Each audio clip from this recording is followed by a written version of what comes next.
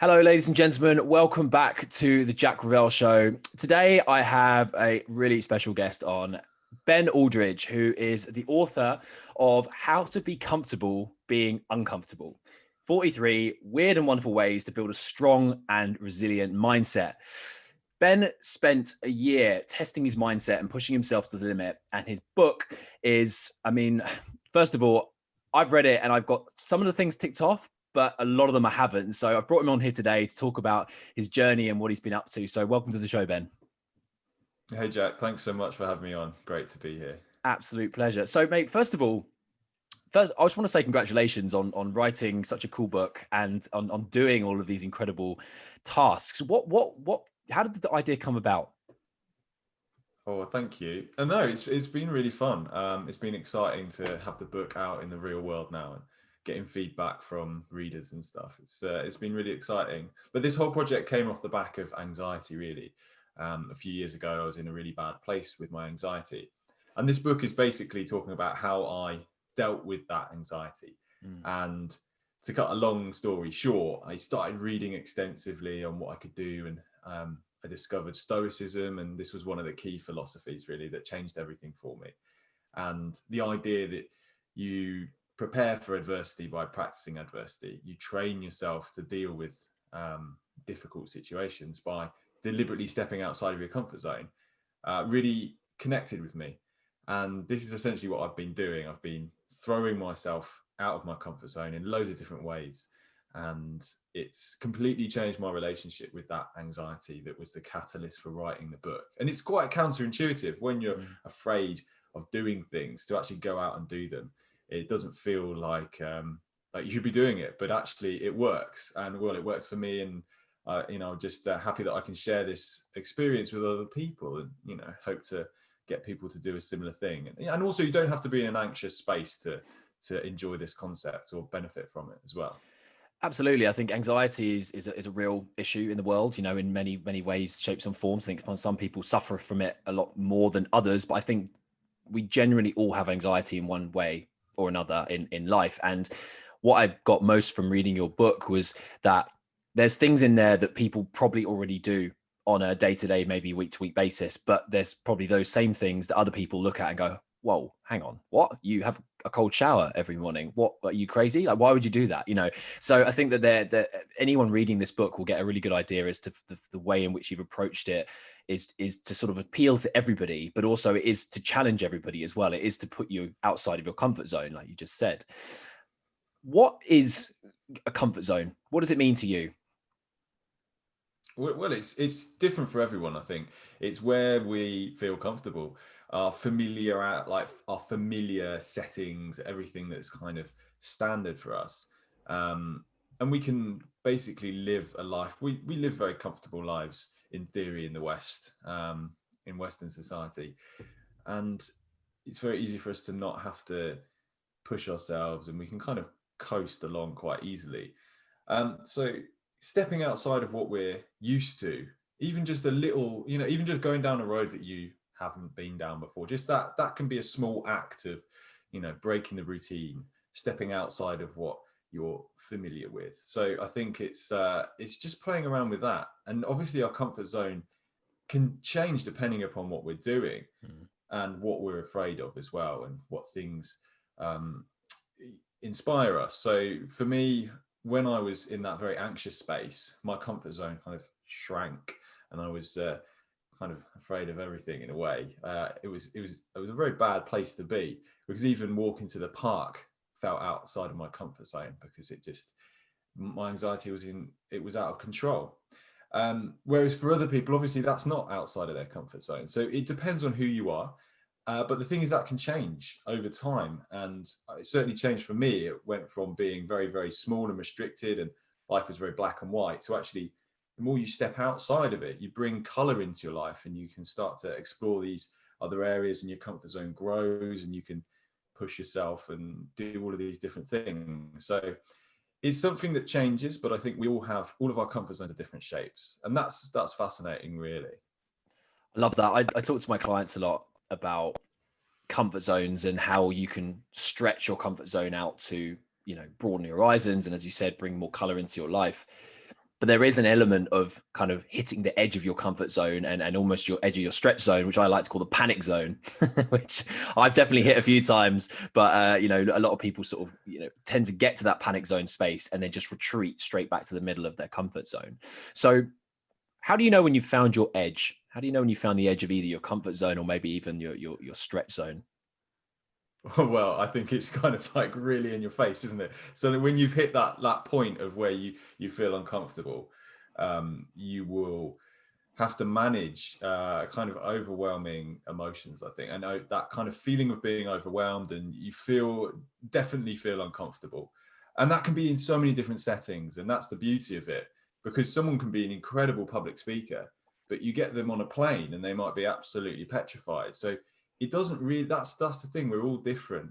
And it's really interesting to look at what things trigger us, and our comfort zones are, we can respond to that. We can push in different directions and play around with it. And I think that's the key really to this whole project for me, has been exploring my own comfort zone by challenging myself in different ways. And I hope that other people can see that it's not as obvious as just, oh, I'm going to go and do something that scares me, but there's loads of different ways that you can push yourself.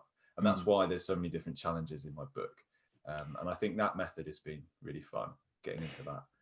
It's as well, if for anyone that reads the book or has read the book, you'll see that there is a section in there that talks about how you can make everything harder, which I really like as well, because there's like I said, there's a few things in there that I've sort of thought, oh yeah, I've done that, but then I looked at the harder section, I was like, I could do that again, and I could try and make that harder for myself. So I think that's a really good way, as you said, it's sort of knowing what you're comfortable with, and then pushing yourself outside your own comfort zone based on the same activity. There's a part of NLP, neuro linguistic programming, that talks about kind of like fears and beliefs, and they say that we're born with two fears. One is of heights, and the other one is of loud noises.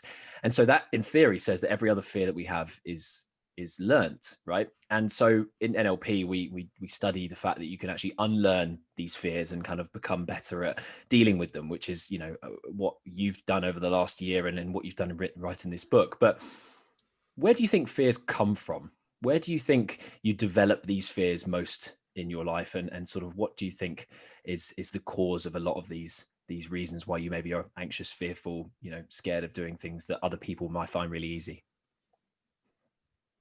I think it depends on the person as well. And it's going to be experience led, because if you've never had, for instance, if you've never been exposed to heights, then maybe it's an intrinsic fear, but if you never put yourself in that situation, it's not going to be something that you develop an intense fear of, because you're just never exposed to it. Same with flying. You could go your whole life without going on a plane. So you would never know whether you had a fear of something like that unless you put yourself in that situation. But I also think it's down to how we talk to ourselves, our internal dialogue and general mindset, because some people will just cruise through things, have no problem. They seem to be able to do a ton of scary stuff, and maybe they are scared, but they're just naturally, the way that they internally talk to themselves are very positive, and they can just deal with things quite easily. But if you have this internal chat, which is maybe somewhat negative or kind of prone to, like, self-deprecate and look at yourself in a terrible way, and you think, oh, I can't do this, and you keep telling yourself you can't do something, then that in itself manifests in how you deal with fear and how you deal with different challenges that crop up. So I think it's kind of an internal thing, and how we talk to ourselves, but also the environments that we experience, because we don't know how we're going to react or respond unless we put ourselves into those environments. So I think those are two factors that generally trigger fear, or the way that we deal with it. Do you think it's important to face our fears? Oh, absolutely. 100%. I think it's, you can have a lot of fun with it as well. I know it doesn't sound like fun, but in my book, I talk about the anti-bucket list, which is actually something that a lot of people have picked up on, and they really like it, because we know what a bucket list is. It's a list of things you want to do before you die, maybe Northern Lights, Vegas, or whatever. There's all these different things. But the anti-bucket list is the concept of, well, there's things in our lives that we don't have to do because they scare us, and it's very easy for us to avoid doing them. For instance, if you don't like needles, well, it's quite easy to avoid that. Maybe there's a few times in your life where you have to have to face that. But actually, it's quite easy to avoid it. If you don't like flying, you can avoid flying. And it's, there's lots of fears that we have that we can avoid as adults, especially. It's very easy for us to avoid that. But the anti-bucket list is you create a list of all the things that scare you, and then you deliberately turn them into challenges. And that's something that actually is throughout my book. A lot of the things that have scared me, I've turned into challenges. Probably the best example is acupuncture, because I had a real fear of needles. It terrified me. So the counterintuitive thing to do is to go and have acupuncture, where you get needles in your face, in your hair, and like all over your body. So to do that, you're leaning into that fear and you're exploring it. And then I think when you see that you can overcome that, it changes your relationship and you get this boost in confidence. And then you can start to look at other fears and, you can play around with it. And I think play and fear are two things that don't really go together often, but actually there's huge growth to come off the back of that if we can explore the things that scare us. So I like to encourage people to do that. So, I mean, for instance, what about you? What kind of fears do you have that you could turn into a challenge? Good question. Fears. I think I've always thought of myself as quite a outgoing, challenge, esque type person. I'm always up for anything type thing, and I actually made a sort of a list of things that I've kind of would add to your list if we were to sort of collaborate and sort of continue to grow this list of things. Maybe for book 2, I can give you some ideas. But the things I'm scared of, it's I think for me, it's being outside of something that, like you said before, I haven't done before. So I think some sports maybe are a step outside my comfort zone. For example, when I was at school, I used to swim. I was very much sort of in that team rather than the rugby team. And for me, rugby scares the shit out of me, if I'm honest with you. Like, I see these guys running at each other at God knows what speeds and hitting each other super hard. And like, for me to be able to go and play a game of rugby at that standard or that sort of level genuinely scares me. So that would be one that I would have to really psych myself up for and go and do. But to someone else listening to this, probably thinking, what, playing a game of rugby? But yeah, for me, that's a genuine, like, well, I'm not sure if I want to do that.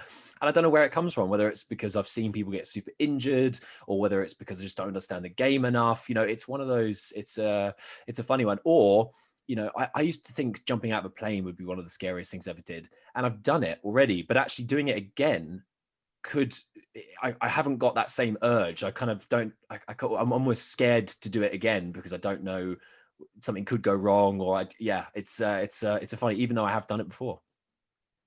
It's really interesting. I love this because so many different people have these different things. It's great that you talk about rugby because lots of people there's quite common things like deep water. So whenever I talk about this before, loads of people have an issue with deep water.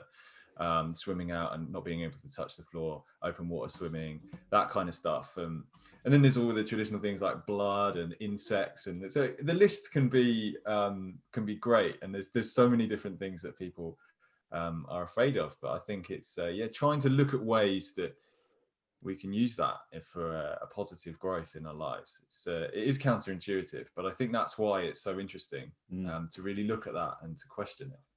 You mentioned in the book a lot about Stoicism and Buddhism. Do you think that you need to have a sort of a religion or a philosophy or a sort of a belief to attach your mindset to in order to be able to complete these challenges and push yourself outside your comfort zone? I think that having a system is something that's really valuable. It doesn't really matter what the system is, as long as it works for you. And I think for me, for instance, when I was in this terribly anxious space, I didn't have any tools or tricks. I had to deal with it, and I didn't know how to deal with it.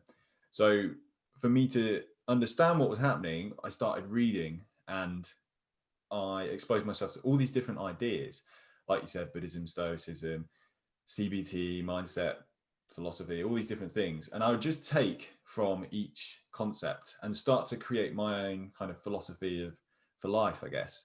And I think it's important to have these ideas that you can lean on. Now, some people will naturally do quite well and just be able to handle adversity just because of their upbringing and who they happen to be and their characteristics. But actually, it doesn't mean that they can't learn from different ideas, because that's the beauty of this. It's being able to take from all these different sources and then testing it out. And it might not work for you, but that doesn't matter, because you've learned that, okay, that doesn't work, but this does. And I've got all these different things that I can rely on, and they're from different sources. Lots of it is from Stoicism, but I've got lots of ideas from Buddhism that I really like. I'm not a Buddhist at all, but I can still use some of those ideas in my life. And I do think that having the theory and having these concepts to hand and these tools or tricks, whatever you want to call it, is really an important part of being able to step outside your comfort zone and to challenge yourself. I think it's important to arm yourself with ideas so that you can test them out with challenges.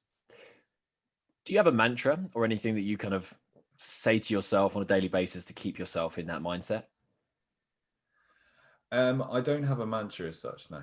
But I've got things that I tend to read a lot, and I'm making notes. And because I think writing as well as a process helps you to bring all of these ideas together. And this is one of the key reasons why I wanted to write this book, was for me to be able to bring all of these ideas and just, put them into one place and help me to really understand them. Because when you learn an idea, I think if you can teach it, if you can pass it on, or if you can write about it, it's really helping you to understand it thoroughly and be able to communicate it so that you've processed it really well. So that's really what I'm always doing. I'm always thinking about things. I'm always reading. So there's not one idea that I'm necessarily holding on to all the time, but it's just filling it up and filling up my mind with all these different things.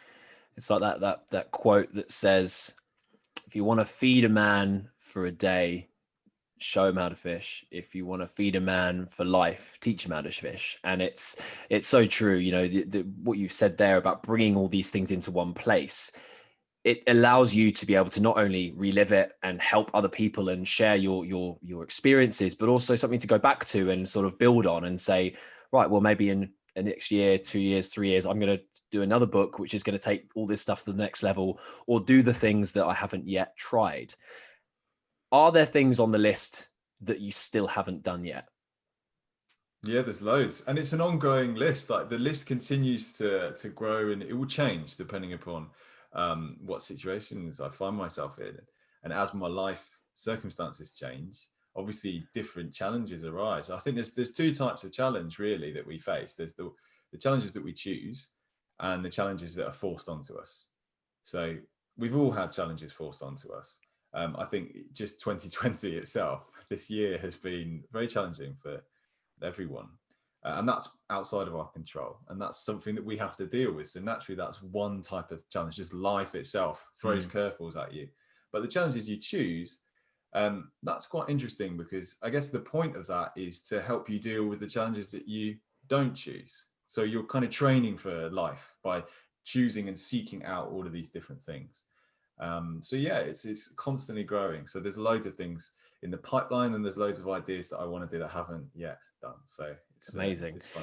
So there's 43 in the book. And you mentioned very early on that there are hundreds more you could have added to the list. What was the criteria? What led you to put the 43 that you've got in the book? Yeah, so they're based on my personal experience, the anecdotes. I think those were the stories that I thought would be the most interesting for the reader.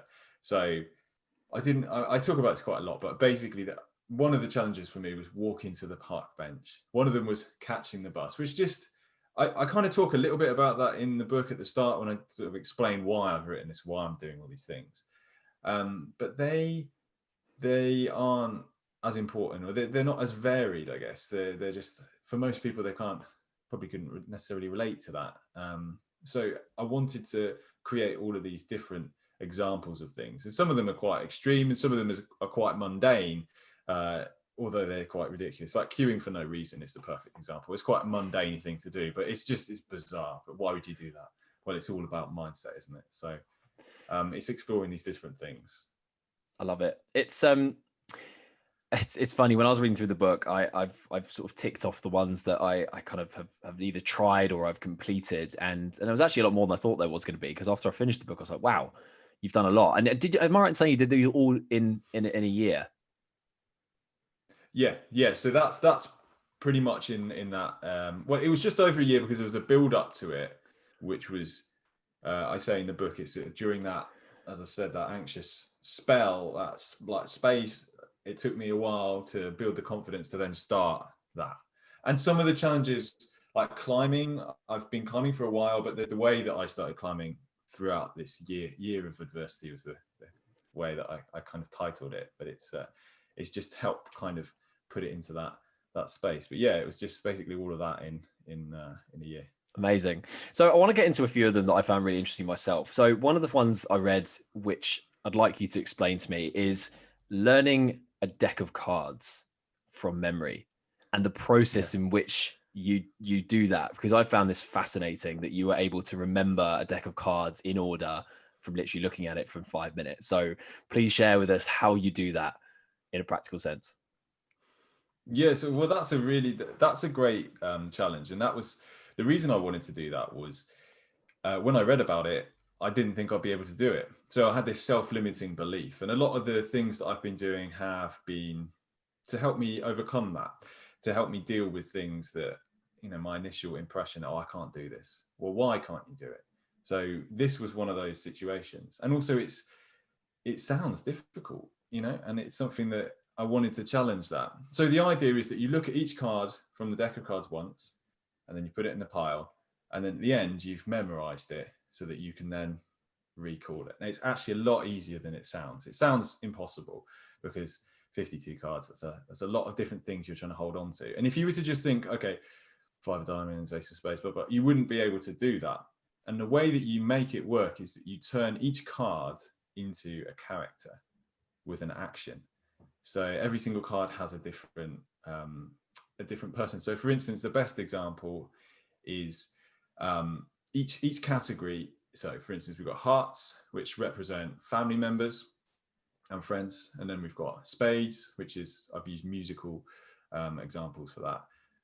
Anyone from music, and then what we've got clubs, which is action movies, and then we've got diamonds, which is represented by wealth. So for instance, if we take the ace of clubs, it's Arnold Schwarzenegger. So when I pull the ace of clubs, in my mind, I can see Arnold Schwarzenegger. So I don't think about the card, I think about who represents the card. So we've got Schwarzenegger. And then basically what you do is you create a memory palace.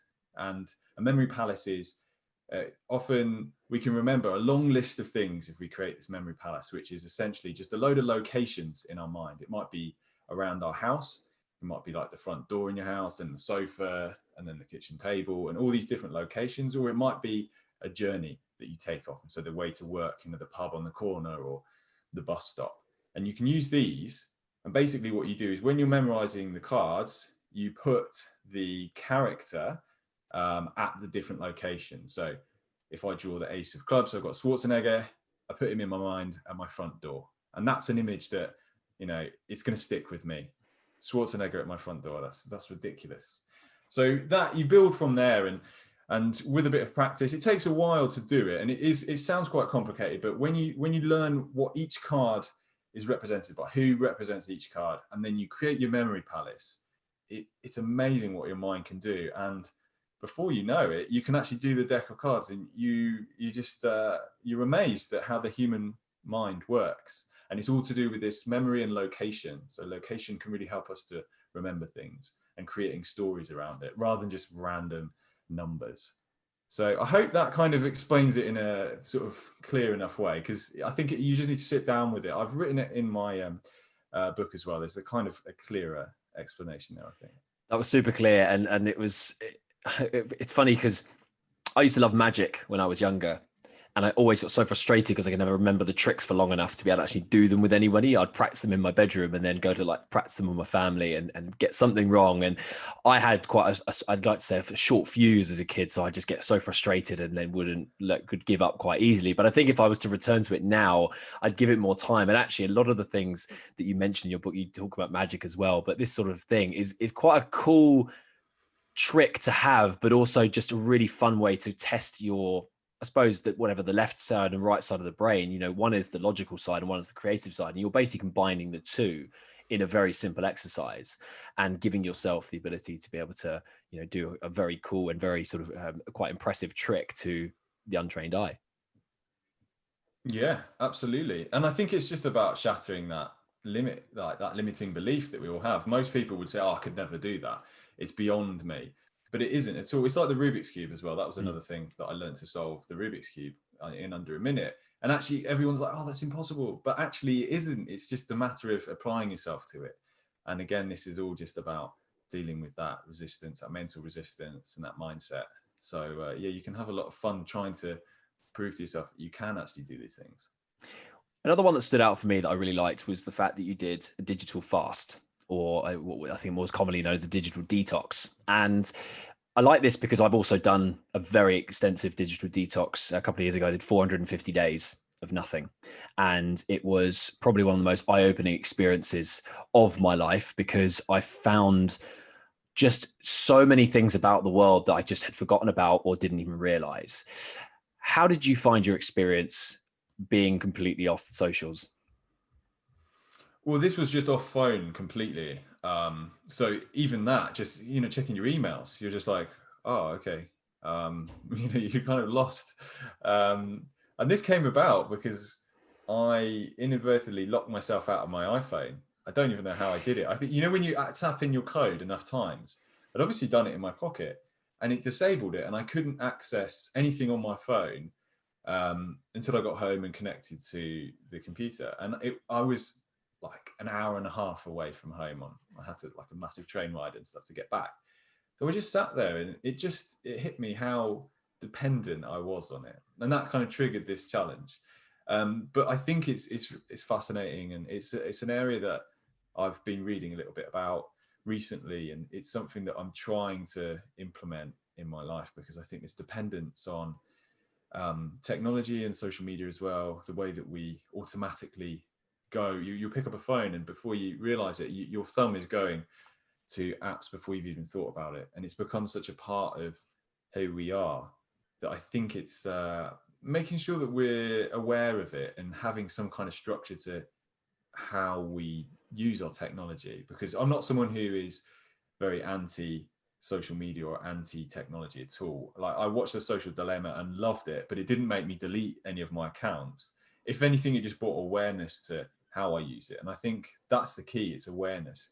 We shouldn't necessarily, cut all of these things out of our lives for good, but I think we just need to be conscious of how we use it. If it's the first thing we do when we wake up and the last thing we do before we go to sleep, then that's, it's kind of, is that what we want? Do we really want to be all consumed by this? So we need to be aware of it. So I think it's a really interesting topic, and I'm enjoying reading about it. I also find it really fascinating that, as you said, we get onto our phones, off thumb automatic goes to certain apps. It's a conditioned response that we've created on ourselves. We weren't born that way. That's something we've learned. And yet we find that so simple. How then do people find it so hard to create habits that are actually good? Whether that's reading more, going to eating better, going to the gym, even just tidying the house. Why is that response or that habit such a chore for everybody to do, when yet every time we pick up our phone, there's probably 200 apps on most people's phones? Why do we always go to one, or why always go to another? And it makes you sort of wonder how we can use the conditioning route of how apps are on our phones and how we kind of go straight to them in other areas of our lives to create better habits in our lives, almost like that kind of direct response from one thing to another. Yeah. The thing is, apps are designed to be addictive. They've got multiple people creating something that is deliberately there to keep you engaged. So, The Social Dilemma, the documentary I just mentioned, is fascinating because it highlights just what is happening behind the scenes. You think it's just an app, but actually there's so much thought has gone into it, and so the psychology behind it is fascinating. How do we as individuals, well, firstly, we recognize that, but how do we apply that to other good habits? I think it's interesting. We've got to work really hard, but then it's when it becomes automated, when it becomes a habit, then that's where it becomes, well, not effortless, but it becomes a part of who we are. We identify with the habit, and then that's something that's harder to break, I think. It also comes down to that want and that need as well, doesn't it? I think that a lot of people don't necessarily want to start doing something because it feels like an effort. Whereas I reckon if they changed the Instagram logo, no, not even the logo. I think if they changed Instagram so that you had to log in every single time that you had to go on the app, I guarantee you their user numbers would come right down, because people would get on it and think, I can't be bothered to log in. Just like you wake up in the morning and you think, I can't be bothered to put running gear on and go for a run. so that it's the same sort of thing. There's a guy called BJ Fogg, who's a behavioral scientist at Stanford University, and he wrote a book called Tiny Habits, and it talks about how in order to form a habit from scratch, you should attach it to something you do autonomously anyway. So a great example would be if you wanted to maybe drink more water, he said that attach that to something you do already. So maybe when you go down in the morning and put the kettle on, have a glass of water as a direct response. After putting the kettle on, have a glass of water. But he said the way in which you keep it as a habit is actually by doing exactly what social media does as well, which is creating a very small dopamine hit in your own body. And the way you do that is by celebrating the fact that you did the thing you said you were going to do. Now, social media does this very cleverly by creating that dopamine hit for you by creating likes and shares and content and cats climbing walls and all sorts of other really cool things. But if you do that in your own life, you can do it quite easily. You can literally put the kettle on, have a glass of water, and then fist pump the air, or give yourself a high five, or pat yourself on the back. And it genuinely, like, neuroscience has confirmed this, that what I think the expression goes, what fires together wires together. So if you fire the feeling of fist pump in the air and feeling good about yourself after drinking a glass of water, if you do that every day for 5, 6, 7 days, it will become a dopamine hit habit that you then continue on for the rest of your life. I love it. Have you personally used that then? That method? I have. So my method is reading. I used to not love reading. I think partly because I didn't know what to read. Since getting into and becoming a coach, I have dived headfirst into the self-development space, and I now read, I'm close to sort of 50 books this year, which I'm really impressed and really happy about. Again, one of the things that if you'd said to me 2 years ago, read 50 books in a year, I would have gone, yeah, right. Okay. How am I going to have the time to do that? But the habit I've formed is that every time I make my bed at night, I leave a book literally on my pillow, so that when I go to bed that night, I can't get into bed without seeing the book, and therefore then have to read. And I started with 2 pages, 5 pages, 10 pages, now 45 minutes. And I make sure that I get to bed in time to be able to do 45 minutes of reading. But it means I can read as many books as I see fit. And it's become a habit. Nice. And do you celebrate? I did. Afterwards? Yeah, I actually did. I used to at the very beginning, I did. And now I get this feeling of like, yeah, okay, I did that, and I feel content. That's kind of my feeling of that dopamine hit that comes over me when I go to bed at night. I feel content that I haven't been staring at my phone for 45 minutes. I feel content that I've got some really cool ideas about what I've just been reading about in my head, and I'm kind of a bit sleepy as well because of reading. And so I feel good about the fact that I'm going to bed in the best way possible. And yeah, but back in the day when I first started it, I definitely was I'd celebrate it, and I give myself a little sort of like fist pump, and it definitely works. It's a really, really good book, BJ Fogg's Tiny Habits. That's if anyone wants to start reading or getting a habit building tool, it's definitely a good book to look at. It's really, really good. Nice. No, that's cool. Sounds great. Ben, I wanted to talk to you about your top 3 and bottom 3 challenges that you've done, that you've mentioned in the book, or maybe the ones you haven't mentioned in the book. But I wanted to sort of, dive into what you found as your top 3 and why, and also what your sort of worst 3 were, and if what you sort of learned from them. So let's start with the bottom 3. I think let's go there. So what were the 3, I suppose, most unenjoyable, sort of worst challenges that you did that you're like, yeah, I'm glad I did it once, but never again? That's difficult. I think because so many of them are, even if they were bad, or even if they were not bad as such, even if they were a tough experience, I still wouldn't necessarily say, oh, I'd never do it again. So for instance, like walking the Cotswold Way is one of the hardest things I've ever done, because it's this 106-mile walk that I pushed down into 4 days, which basically means you're walking a marathon every day. But there's a lot of ascent. It's like 1,000 meters of ascent a day. And I just thought, oh, it's a walk, so it's going to be fine, because I was training for marathons and because I got into running marathons. So I thought, oh, it's going to be a walk. It's going to be really easy.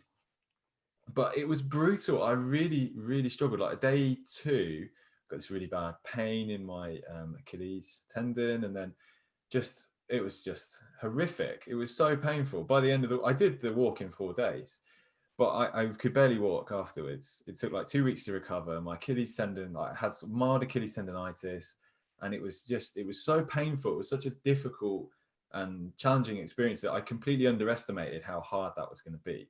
And that was brutal because it's so long every day, 10 plus hours, a marathon, just but walking. So it's really, really draining. And also it was just pouring with rain most of the time. So there was just some times when my head was in like why am I doing this to myself? And like, you don't have to do this. And so there was all that. So in a way, that was kind of one of the toughest experiences. But in hindsight, although it was one of the toughest, it was maybe one of the better experiences. But I know what you mean. It's kind of hard because I don't have anything that I would say I wouldn't do it again. What about queuing unnecessarily? Oh yeah, that sucks. I read, what was the longest queue you got into that then you just walked away at the beginning? Walked away, you got to the start. Well, the worst for me, because I do a lot of driving, but driving, like when you deliberately go and queue on the M25, which is just, I mean, my mum thinks I'm insane. That was one of the ones which just people, but it's looking for a way to challenge your mindset in different and unusual locations, and just ways, unusual ways. So yeah, that's not a particularly pleasant thing to do, but it's interesting to see what your mind does when you deliberately force yourself into that kind of space. The picking a lock I found quite fascinating because it's something that we should all really know how to do. If you think about it, that we all deal with locks on a daily basis, and we all get into our house or into our car or something that needs a lock, and so knowing how to pick one could save us not only a lot of time but also a lot of money, because locksmiths are not cheap. So first of all, how did you find actually picking a lock? So that was fun. That was really fun. And it's actually like people get into it. It's called lock sport. People like actually learn to do it really quickly. And it's just an interesting skill. And you can order obviously, the disclaimer, you're only allowed to pick your own locks and all that. But it's crazy how quickly you can actually learn to do it. But it's interesting, it's a quite fiddly process. But then with practice, you can just pop a lock quite quickly. But it's very much a skill. Again, it's one of those things. It's a little skill that I had a bit of resistance to. I thought, am I going to be able to do this? And also, it's just quite quirky. It's quite fun to push yourself in a new way. And it doesn't have to just be crazy physical challenges. It can be stepping outside your academic comfort zone or kind of your skill comfort zone. Maybe it's just trying these new things. And I think that's where the lock picking came in. Like it. And so what about your favorites? Talk to me, top three. What's your third favorite challenge you did? I think third favorite, I'm not sure. I think if my ultimate challenge that I think made a huge difference for me was running a marathon, because it was such a, before that I hadn't done it, and it seemed impossible. Which one did you run? It was in Stratford, the Shakespeare Marathon. Like it. It was a hard one because you do a half marathon, and maybe like 75% of the people running the race doing a half marathon. So you do the first loop, which is the half, and then the second loop is the marathon. And obviously the second loop, there's less people, and it's just you're kind of doing it again. Psychologically, it's not. I don't know whether it's as beneficial as just doing one long route. But anyway, it was just that limiting belief, and having never run that distance before, not knowing if I could do it, and learning how to manage injuries along the way. It was just such a learning process, and it really allowed me to fall in love with running, and also to have that real sense of achievement. Honestly, I felt elated for like 4 days. I just felt amazing afterwards. It was an incredible achievement for me because I didn't think I could do it.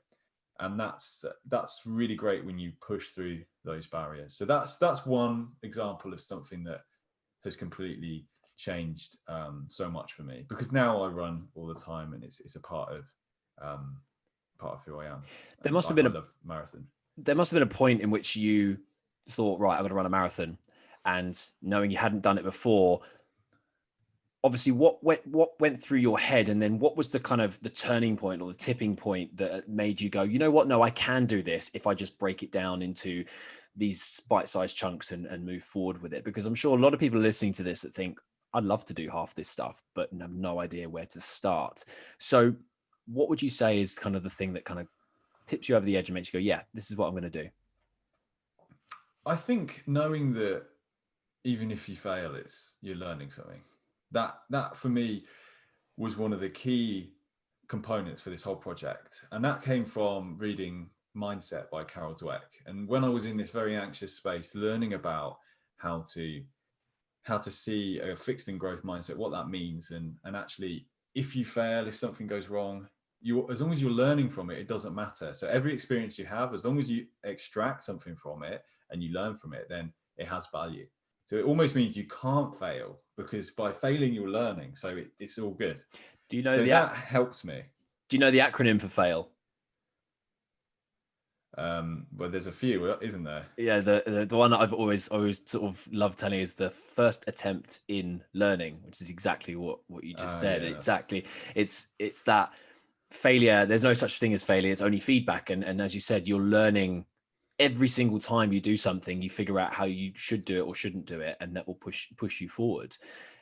Did you find that the learnings from everything you tried was pushing you further and further towards your goal, or pushing you further and further away? Because I can see a lot of people maybe trying to sort of maybe falling at the first hurdle, so to speak, and then thinking, oh, this isn't for me. I think it depends on, and there's nothing wrong with that at all. Feeling that actually maybe this isn't the right thing, but it's learning. As long as you're taking something from it, as long as it doesn't matter. For me, it helped me to still move towards the goal, because it was basically like, oh, I've injured myself in the training process. Let's find a workaround, and it was all about the workaround and what I can do to learn from that. Okay, maybe I need to, consider all these different things when training. And so that has helped me to move towards the goal. And even if, my vision of how I'm going to get there is actually different from the reality. I mean, that's always how it is, isn't it? You think, okay, it's going to be straightforward. I want to run a marathon. Okay, I'll just train and that's it. I'll run it. But actually it's not as straightforward as that. It's the path snakes, and there's all these different twists and turns, and you've got to, learn along the way. So I think having that mindset helps, because every goal that I've set, every challenge I've had, there's always going to be obstacles. So knowing that if something goes wrong, then that's good, because I'm learning. And I think that can apply to all of them, really. The other one, which is very significant, so the marathon was the big one, the big physical challenge that I was in my top 3. I'd say the second one is learning Japanese, which is that's an academic thing. But also, again, like shattering that limiting belief that I'm rubbish at language learning. So doing that again, having this mindset, this growth mindset towards that is really helpful, because it's brutally hard and it's relentless. So it's one of those things that you've got to be open. When I did my 450 days of detoxing, I actually took up Spanish as part of a sort of substitute, and I did it every single day on the app Duolingo. And it became a bit of a game to me, trying to hit that kind of daily target every single day. But it's incredible how much you can learn from just being consistent every single day at doing something, whether it's 20 minutes of exercise, 20 minutes of learning a language, 20 minutes of learning how to pick locks, whatever it might be. You can become super good at something super quick. And I think that's what a lot of people don't take into account. It's you can achieve whatever you put your mind to. You just have to give it the time, the energy, and the consistent focus in order to be able to get to that end result. Oh, 100%. Consistency is king. That's it, isn't it? Just putting yourself into whatever it is you're doing, just applying it, and just designating time to whatever it is, and just knowing that if you throw enough time at whatever it is that you're trying to do, eventually you will get to the goal, or whatever it is you want to achieve with that. You mentioned the marathon. Personal experience this year that I put myself through was I was meant to run my first full Ironman in June in France. Obviously, COVID affected that, and it got pushed back to October. And through sort of training, I met a couple of other lads around this way, and we sort of had our heart set on going. And then 2 weeks before the race, they said, no, we can't do it. So we decided to create and do our own Ironman in London. We called it the Backyard Ironman. And what you said earlier about how the 2 laps of the marathon, the first lap was fine because there was lots of you there. The second lap was harder because there was no one there. I know exactly how that feels because we did 3 of us set out on a very cold, very wet Saturday morning at 6 a.m. to swim 3.8 kilometers in the Thames, which anyone listening who lives in London, I don't recommend. And then get out and then cycle the 180 kilometers out towards Windsor in the apps. I've never seen rain like it. I was going through puddles where I was having to actually uncleat my shoes and like put my legs out like spread eagle because I just was like going to get soaked. And then coming back and finishing the run around Tooting Common and basically starting in the dark, finishing in the dark, running around with no one supporting you other than just like a random checkpoint every so often, you know, like hands down, my family and friends that came along to support me kept me going through that day. But when I read your book, it kept reminding me of that exact feeling of the mindset that I had to be in of just, I've chosen to do this. I haven't forced no one's forced this upon me. I have chosen to do this distance on my own to prove a point to not just myself, but also my body and my mind that I can actually do this. And yeah, it definitely takes it to a next level when you haven't got that sort of atmosphere and support network around you constantly helping you through something like an endurance race. Oh, 100%. I love that. That sounds like an amazing experience as well. It's something that you won't forget. So, well, congratulations for that distance. That's absolutely epic. Thanks, man. Yeah, it was. I say it was the last time I'll do it, but it's not because I've got another one booked in for this year or next year anyway. But it was definitely, as you said before, you know, you don't know what you don't know until you do it. So it's that kind of unconscious mindset that you've got to put yourself through to then consciously know what's to come. So I'd run a marathon before, but I'd never done that much swimming, that much cycling, and then a marathon afterwards. So there was this feeling of, am I going to even be able to walk? Like, am I going to be, you know, how much food do I need to eat? How much water do I take on?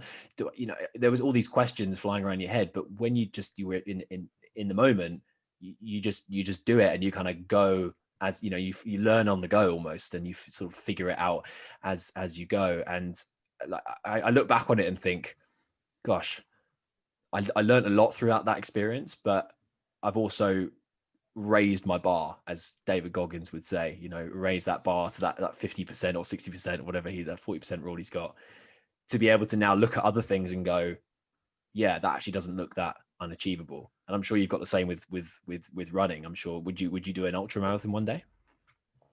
Oh yeah, absolutely. That's something that I would like to try and get into. So yeah, just watch this space. But it's all about, yeah, just building confidence. And I think even just when you do one thing, it just gives you that boost in confidence that you can then go on and do other things. And they translate into different areas. So running a marathon has taught me so many lessons that I can apply to other skills and other things in my life. And it's just having fun with it. And I love that, you know, you had this opportunity to do that Ironman, but it got cancelled. So you still did it anyway, and you kind of worked around and you created an alternative to that challenge. And I think that's what this year has been particularly interesting for. Similar to you, I've had a few things like that where I've had to work around things. So I did a marathon in my garden, which was again one of those like very crazy. It felt like one of the crazier challenges because my garden's only 7 meters long. Brilliant. So that's like 4,000, like over 4,000 lengths. I love that. Brutal. But it's really, really hard because it's, you know, it just took forever because you can't get any momentum. But do you know what? That's going to stay with me forever. That marathon is probably the weirdest marathon I'll ever do. How are your knees? Knees were all right, actually. It was just, yeah, it's just so monotonous. But along with that, I climbed Everest on my stairs as well during lockdown. Wow. Which was that's the weirdest mountain I've climbed, the weirdest marathon I've run.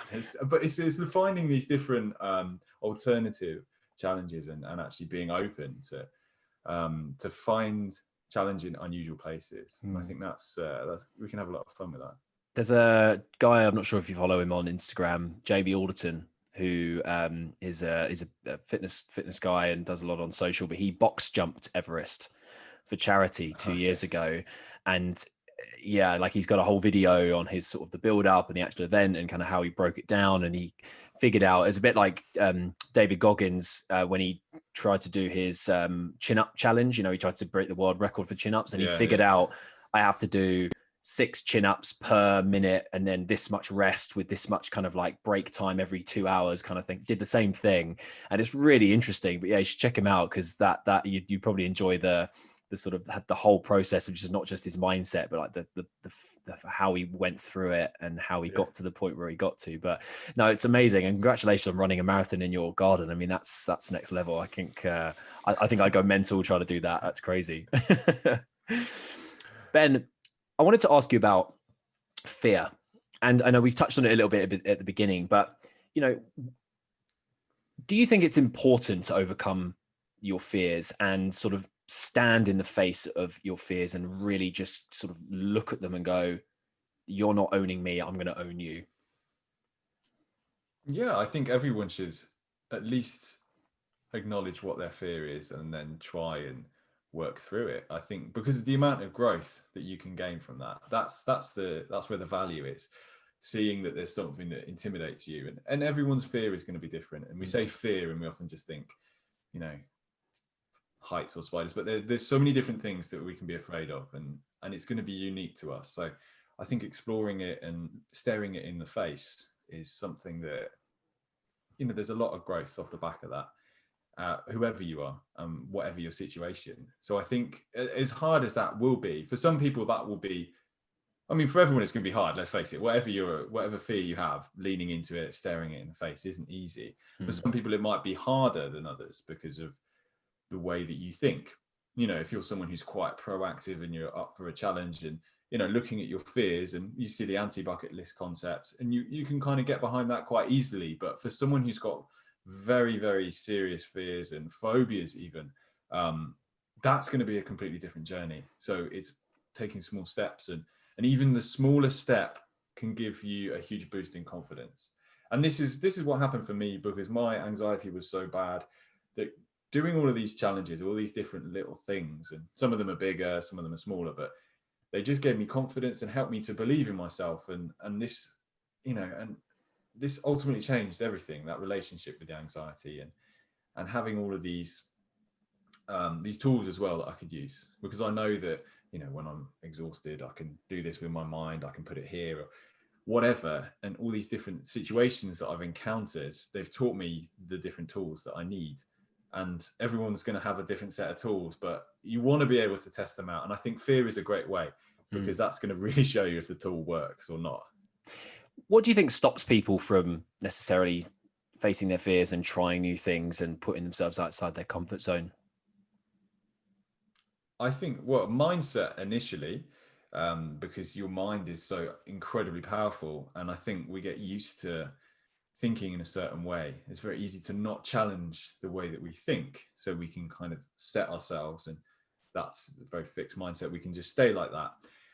So, I mean, initially, I think the theory side of it, reading and exposing yourself to ideas is hugely important. Because I think when you get into your fixed sort of rut, as it were, like, it's difficult to get out of it. So I think that it's down to the mental side of things, really. You mentioned Carol Dweck's Mindset, which is, I can confirm, is also, you know, is a great book. If anyone hasn't read it, it's a really good place to start to talk about the whole mindset aspect. What other books have you read that have really resonated with you?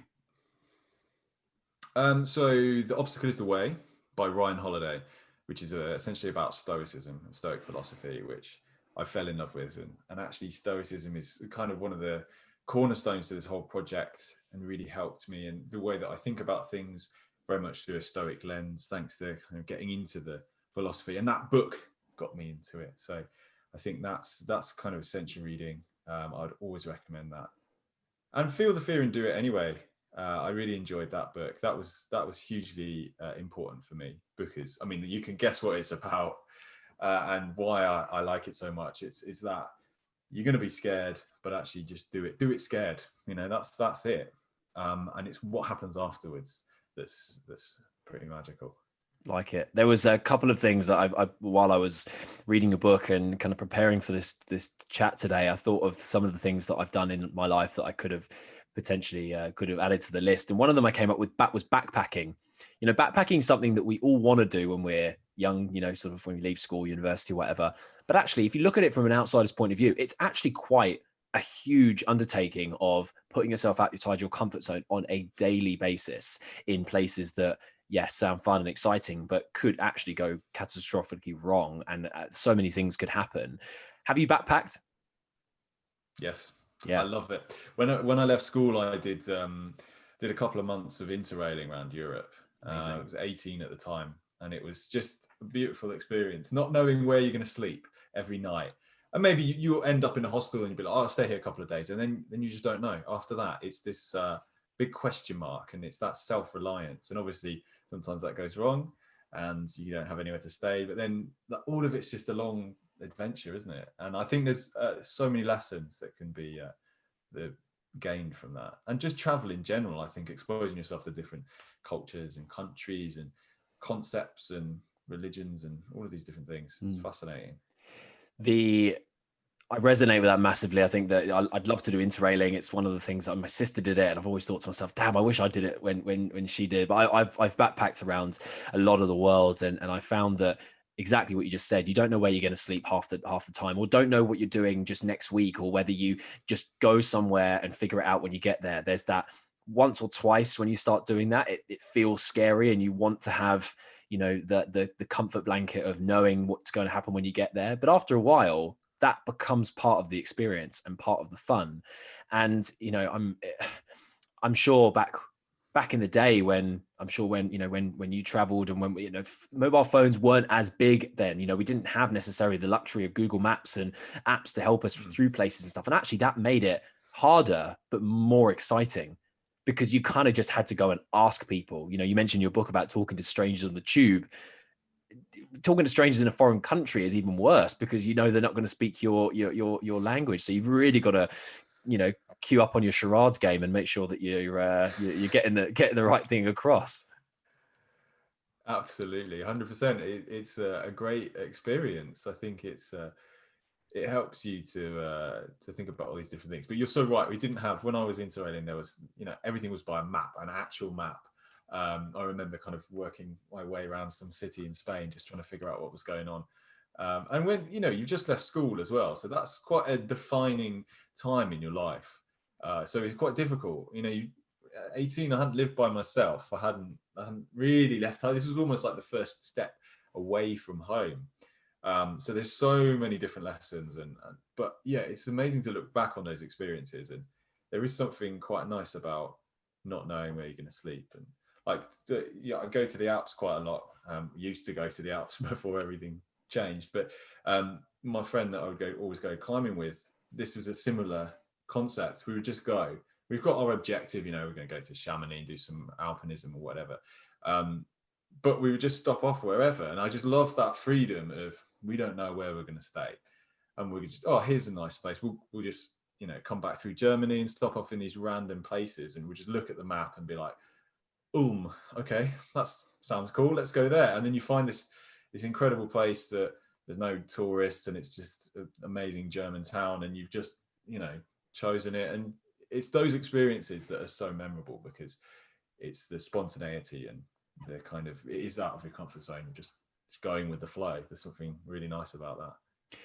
Ben, have you ever started a business, or sort of failed at starting a business or anything like that?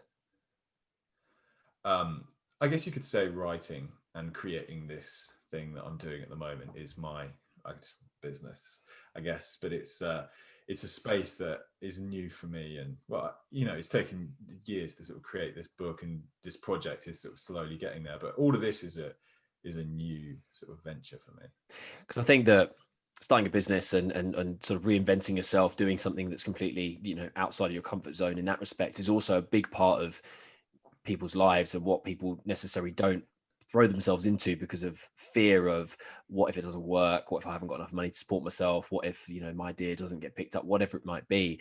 And I think that failing, I mean, there's a company, Google have a company called Google, called Company X, and their pure existence is based around failing fast. So what they do is they get given a budget every quarter, and a team of people will work on a specific crazy idea, like a flying car, for example. And they'll go, right, there's $5 million, go and build a flying car. And they have 3 months to do it. And if at the end of the 3 months, the project leader stands up in front of the rest of the team and goes, yeah, I think this is going to work, let's have another £20 million worth of funding, then they go ahead with it. But they're encouraged to actually look at every possible thing that could go wrong and fail fast, just so that they don't waste time, money, and energy on something that didn't work out. And I think that's awesome, because so many people, I think, spend either too much time worrying about whether the company's going to work, or whether or spend too much time on a company that isn't working trying to make it work. And I think that if you just kind of accept the fact that some things don't work first time round, you'll not only be happier, but also be able to move on with things that do.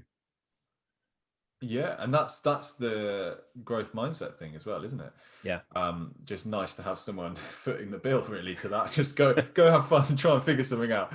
But it is great though if you have that attitude, and I think that's it, where innovation comes from. Just being able to have that freedom. I guess that they're in a position that's quite fortunate, because they can take that risk, and it's highly encouraged. I guess the battle that people face when trying to start something new or starting a business is that reliance on, is it going to financially support me?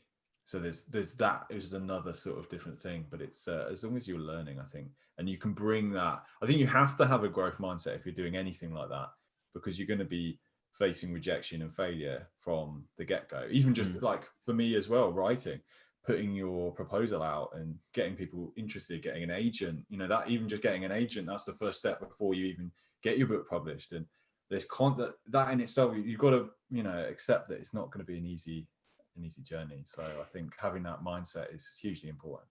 A good question to ask yourself when that sort of thing comes up is, what happens if it doesn't go well? Like, where will I be essentially? What's the worst case scenario?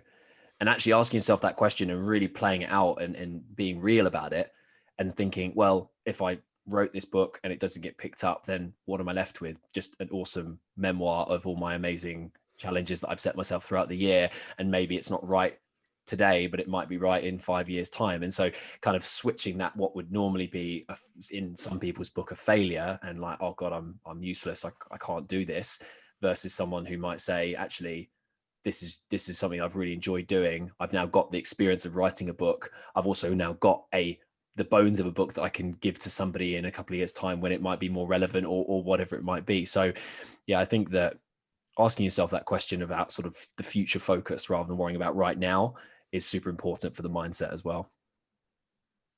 Yeah, I completely agree. I think you're right. A couple of questions before we finish up. What's on the horizon next? What's in store for you in terms of challenges and potentially more books, and kind of what's next for Ben? So there's a lot of things in the pipeline, but I probably can't. I don't want to go into it too much right now. But yeah, there's definitely more books. I've got loads of ideas that I want to put into words and get out there. So I've really enjoyed that process. So there's going to be more where this came from. And challenge wise, I think next year I've got a few things lined up. As I said before, I'd like to get into ultra territory. So that's ultra running is something that I think I'd really like to explore. I'm just rehabilitating an injury with my ankle at the moment. So that's something that in itself is a challenge. But yeah, there's lots of things like that. And there's also just maintaining challenges that are, ongoing, like maintaining Japanese is a lot of effort anyway. So it's trying to, you've got all these plates that you're spinning, and it's making sure that you're spinning the right ones, and then also trying some new things in there as well.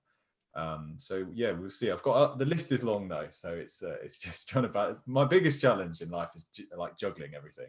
That's right now. Anyway, that's something that is the number one priority. Trying to balance everything. Balance is the key right now. Love that. I love that. Well, if you do ever run an ultra, let me know, because I'm also in that kind of headspace of I've done the Ironman now and I want to kind of push myself, see how much further I can go. I'd love to swim the channel one day, but I think that's going to have to save up for that, and it's quite expensive. But ultras, if you're keen, we'll get an ultra in the diary. And the final question I just want to head on for sort of rounding up this podcast and the whole book is, what have you learnt most about this whole experience that has surprised you, kind of more so than you thought you would, the thing that has really taken you back from this whole experience? I think the biggest surprise has only come in hindsight, and it's the fact that when I was hit with this crippling anxiety, panic attacks, this was a terrible experience for me at the time. At the time, it felt like it was just the end of the world. It was just terrible. But in hindsight, I can tell you it was the best thing that's ever happened to me, hands down. And that's crazy, because I would never have thought that in the heat of it. And it's only looking back as to what that has done. So it's the catalyst for really deep and important change in my life that has only come off the back of being in that space. So I think whenever we're facing something that seems like a disaster, or something that is really feels uncomfortable, it's really terrible, there's so much growth that can happen off the back of it, and we don't know what it could lead to. I think it's very easy to look at a situation like that and feel that, things aren't going to get better, but actually, if we stick with it, and it can actually be something that's very important in our lives that can help to define who we are. So I think that's the surprising thing, that something that was so devastating at the time turned out to be honestly the greatest thing that's ever happened to me, and has allowed me to do so many different things and learn about who I am. So I think that's the message that's really important for me to have taken from this whole project. Love that. Wise words. And, for anyone that has enjoyed this podcast and really wants to know more about what Ben has been up to and kind of read about all of his challenges in depth, his book, How to Be Comfortable with Being Uncomfortable, 43 Weird and Wonderful Ways to Stay Strong and have a Resilient Mindset, is available on Amazon and all over the place. I'm sure I got it from Amazon, so I'm sure it's still available there. Ben, if anyone would like to get in touch with you and kind of reach out and maybe share some stories of their own, or kind of ask you about anything we've talked about today, where's the best place to find you? Yeah, so my website, benaldridge.com, is probably the best place. It's got links to my social. It's got a newsletter as well, which I send out once a month just to keep people up to date with project developments and stuff. And Instagram is where I'm most active, and that's at Do Things That Challenge You. And there's lots of like philosophy quotes and lots of pictures of challenges and just random stuff like that. So yeah, come and say hi. Fantastic. Ben, this has been amazing. Thanks so much for your time. And I look forward to seeing what's on the horizon for you in the coming months and years. Great. Thanks so much for having me, Jack. Great to chat to you today. Cheers.